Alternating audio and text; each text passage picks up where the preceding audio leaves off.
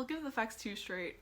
1, I took 10 IGCSE subjects in total. 2, I got almost straight A stars in my IGCSE exams. And 3, I broke 3 school records for my marks. And this is how I did it.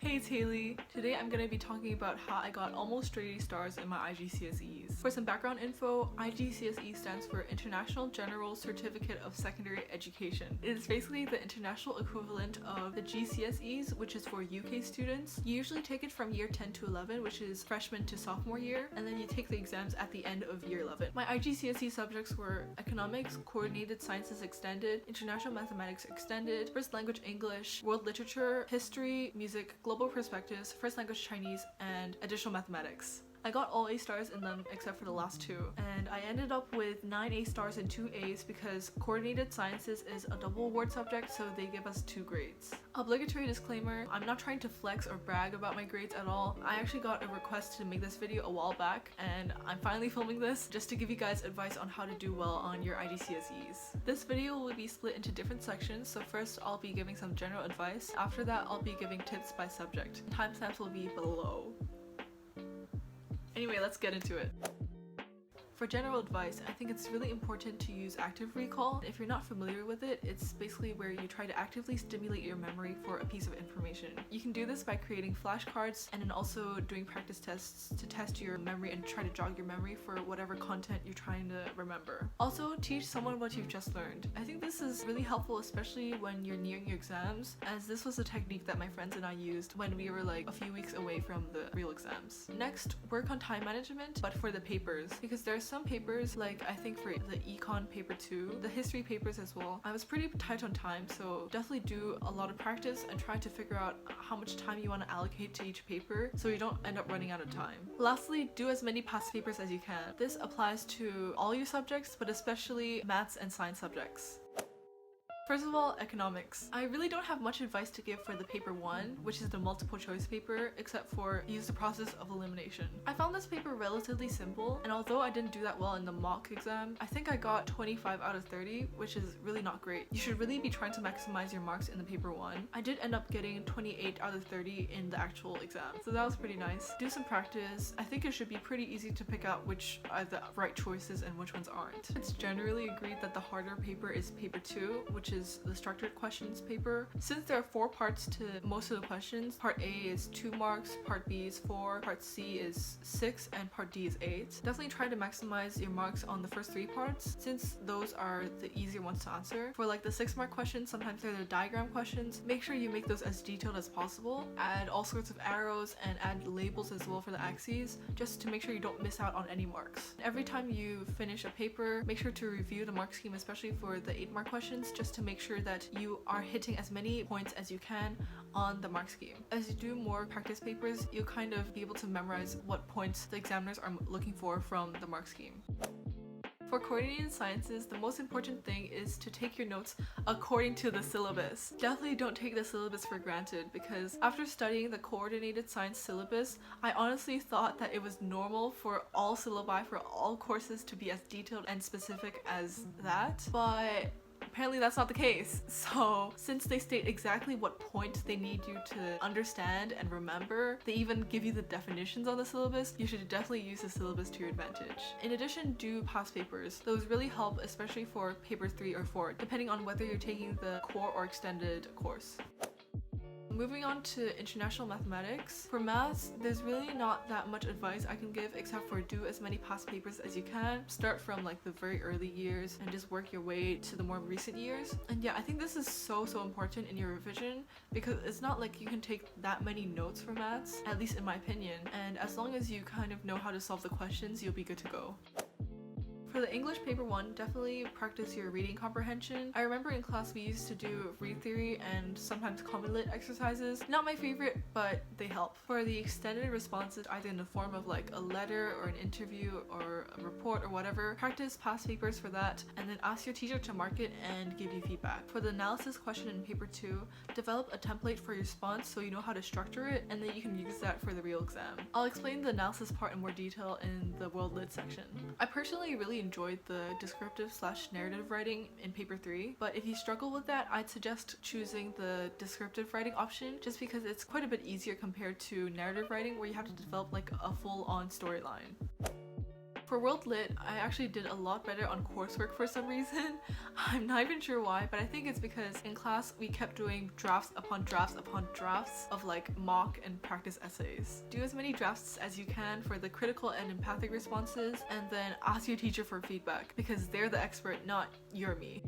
The following advice applies to the paper 2 and 3. Annotate and take as many notes as you can on your set text. When you're analyzing, always follow the point, evidence, explanation, link structure or PEEL. I'm pretty sure you know what it is. If not, definitely go search it up. Flesh out your points as much as you can because then it'll make explaining the quotes and their effect on reader much easier. Also, use the points given to you on paper 2. They literally hand the points to you on a platter, so use it. It's obviously going to help with your analysis. Throughout your analytical essay, keep considering what the author was trying to do, which is basically the summary of the extract, how they did what they did, which is where you'll explain whatever stylistic devices they used, and then why, which is the author's intention. Yes, you'll be memorizing pages upon pages of notes, and yes, your hand will be very sore after your paper 1 and 2, but as long as you follow this structure for the paper 1, you'll be good to go. So for the 6-mark questions, did I do it right? I didn't get it wrong, right? Is it this way? For the 6-mark questions, identify 2 points and include explanations for both. So I think it's 1 mark for identifying a point and 2 marks for the explanation. For the 10-mark question, include 2 points for and 1 point against, or vice versa. For paper 2, do as many practice papers as you can. For example, in my class, we would do pretty much a practice paper every week. So we were pretty well prepared for whatever political cartoons or other historical sources they would throw at us. For the depth study, my class did the coursework option. And honestly, I can't really give advice on this because I didn't do that well on my depth study paper. Just like with all your other coursework, ask your teacher for as much feedback as you can. This might be a bit of a harsh warning, but I think you should only choose this subject if A, you already know how to play like at least one instrument, so then you have that kind of musical background, or B, you really like that subject, so you know you'll be willing to work hard for the grades. I say this because if you don't have any musical background and if you're not that interested in music, you'll most likely find the performance and composition components really difficult. So in my music class, I think everyone played at least 2 instruments and everyone ended up with A's or A stars. And although correlation is not causation, I'm just letting you know that's...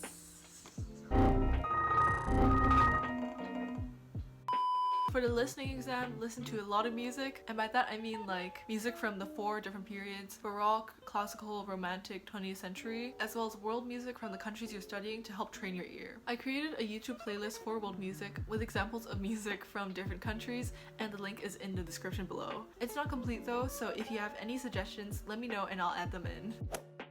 I'll start with a team project. For this, don't focus too much on the outcome since it's only worth like 10 marks, whereas your reflective paper is worth like 60 marks. I'm not sure what I'm trying to do with this, but just like sort out your priorities, you know. She needs to sort out her priorities. Document the whole process of creating your outcome. For example, my team collaborated on OneNote, so we had all our notes and our plans on there, which made reflecting upon the process much easier. And remember to always be more analytical than descriptive. For the individual report of the IR, I'm personally not even that qualified to give advice because I didn't even do that well, so I'll just give one tip. Always keep track of your sources. So I bookmarked them online, but you can use any way you want of keeping track because this will make compiling them for the bibliography relatively stress-free. Okay, I'm actually somewhat qualified to give advice for the exam. I got 69 out of 70 for the real exam, which is crazy considering how much I hated GP when I was in year 10. But in hindsight, this subject has actually been really helpful for IB. Firstly, make sure you actually analyze. The main feedback I got from practice papers was that my answers were too descriptive, so always think critically about the sources and connect them to the local, national, and global perspectives. The first part of question 3 is probably the easiest part out of the whole exam.